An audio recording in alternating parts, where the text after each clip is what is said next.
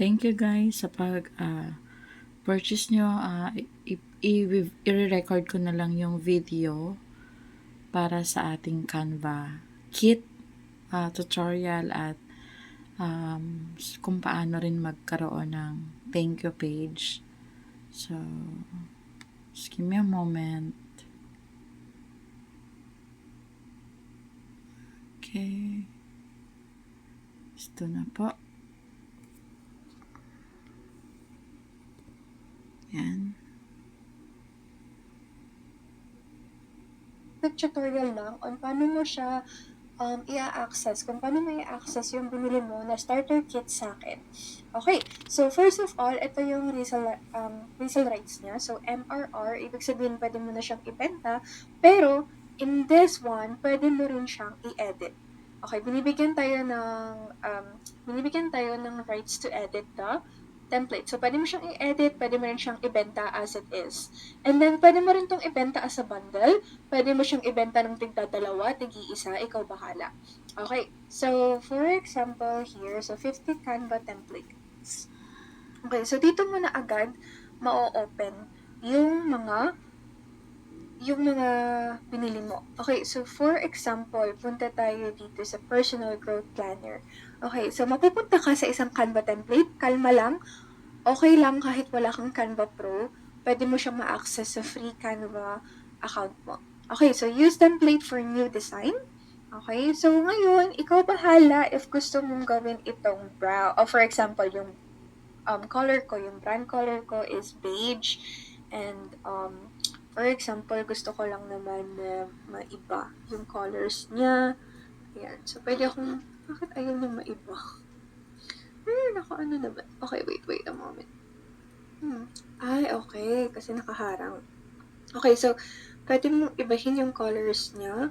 Ayan, sa akin, ang brand ko kasi is either beige tsaka brown. Okay, tas ito, gagawin ko siyang lighter. Ayan, and then, lagay ko to.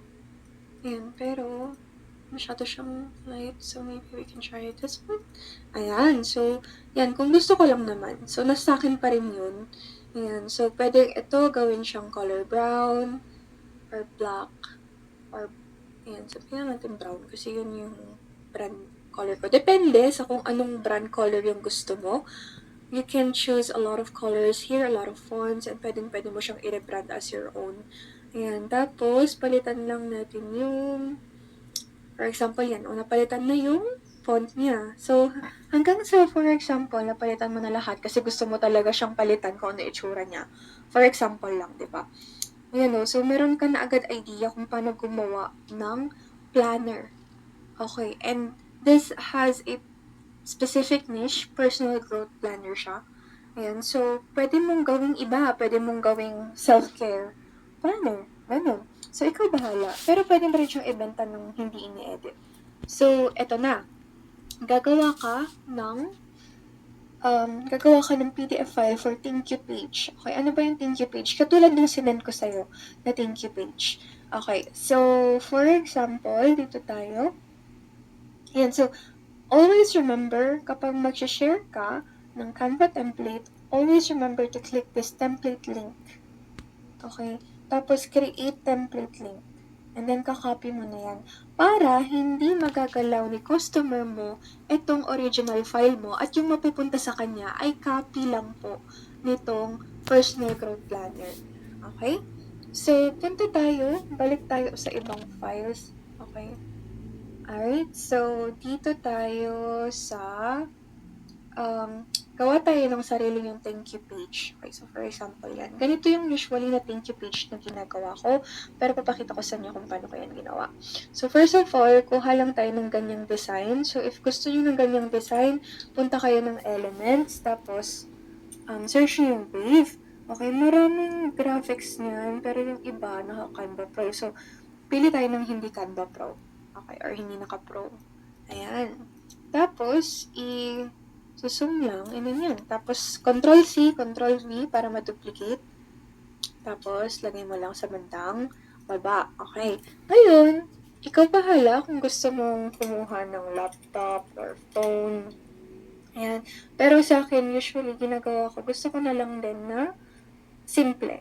So, pwede kong maglagay ng font dito. Ayan. So, for example, ito, add a heading, and then, thank you. Kahit simpleng thank you lang, or ikaw bahala kung thank you for your purchase, ikaw bahala. Ayan. Tapos, lagyan mo lang ng, sabi natin ito. Ayan. So, font. Ayan, different fonts. Tapos, gawin mo na lang din brown yung color niya since, or kahit anong brand color mo pala. Ayan. And then, mag-a-add ka lang ng elements. Search mo yung click here. Okay. So, hanap tayo ng hanap tayo ng free, pero mukhang wala. Okay, so for example, ito na lang. Ay, hindi pa ko to. Wala, may mga free naman dito, pero yun nga lang, medyo mahirap. So, try na lang natin to. Wala tayong choice, or hanap pa tayo ng iba. Kasi usually, mga pro yung nandyan. So, pero if gusto mo, you can reach out to me. Meron akong kakilala. Sa kanya ako bumibili ng Canva Pro account. Mura lang yung Canva Pro account niya. Okay. Wala talagang free. Sige, for example, araw na lang. Sige. Wait lang, ha? Maghanap ako ng free. Usually kasi pro yung gamit ko. Tama lang. Sige, kung walang free, okay lang yan. Magkakawan natin ng paraan yan. Search tayo ng rectangle. So, ito is, oops. Hindi pala. Ito. Ayan, free yan. For sure ako. Okay. So, click here. Lagyan mo siya dito. Yung layer niya, bring forward para nasa harap. Ayan. Tapos, lagyan mo na lang dito is click here. Palitan natin yung font. Masyadong simple. Gawin natin yung ito. Gusto ko to eh. Yung font na to. Ang ganda niya. Okay. Yan. So, click here. Tapos, ang gagawin mo next is lalagay mo yung link ng Canva template kanina. Ayan. Wait lang. Asan na nga ba ulit yun? Ay, mali. Ito.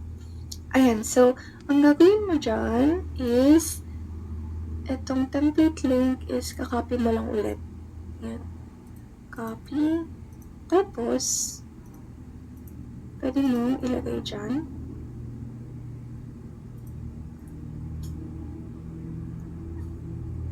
Ayan, nalagyan mo ng link yan. Okay. Tapos, pwede mo rin lagyan to ng link.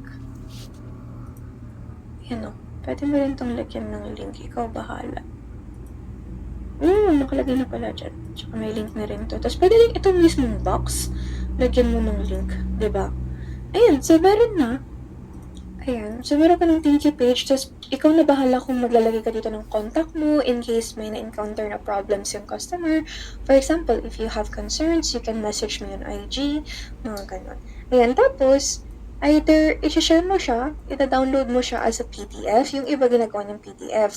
Ako, ang ginagawa ko is public view link. Bakit? Kasi para in case meron akong changes din sa file, pwede kong i-change anytime. Okay, so kakopy ko lang to. Ayan, delete public view link. Ayan. So, kakopy ko lang to.